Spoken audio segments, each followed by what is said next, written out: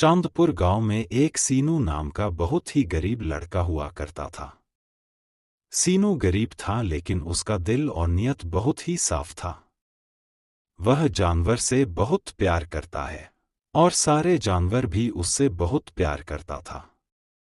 सीनू इतना गरीब था कि उसका एक दिन का खाना भी मुश्किल से जुगाड़ हो पाता था। लेकिन वह इतना प्यार करता था जानवर से कि वह कभी कभी खुद न खाकर जानवर को खिलाता था।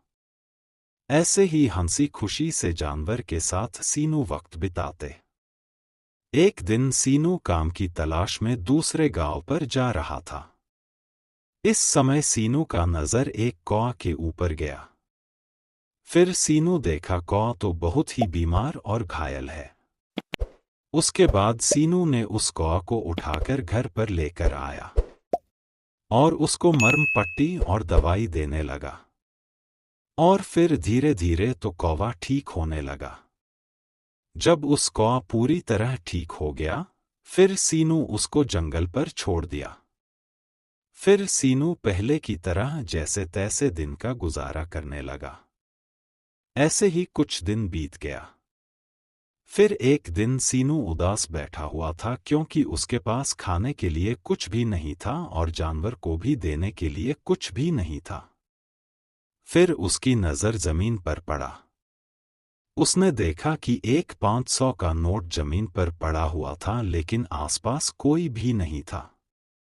वह देखकर सीनू हैरान हो गया। लेकिन सोनू का नियत बहुत साफ था। उसने पैसे को नहीं उठाया। उसने देखने लगा कि आसपास किसी का जब से पैसा गिरा है या नहीं। फिर सीनू ने उसे कौवा को देखा जिसको सीनू इलाज किया था। फिर सीनू ने देखा उसे कौवा की होंठ पर और भी पैसा है। फिर सीनू ने समझ गया कि इस पैसा को कौवा लेकर आया है। यह देखकर सीनू बहुत ही खुश हो गया। ऐसे ही हर दिन वह कौवा सीनू के पास बहुत सारे नोट लेकर आता है। ऐसे ही दिन बीते गया और सीनू बहुत अमीर हो गया।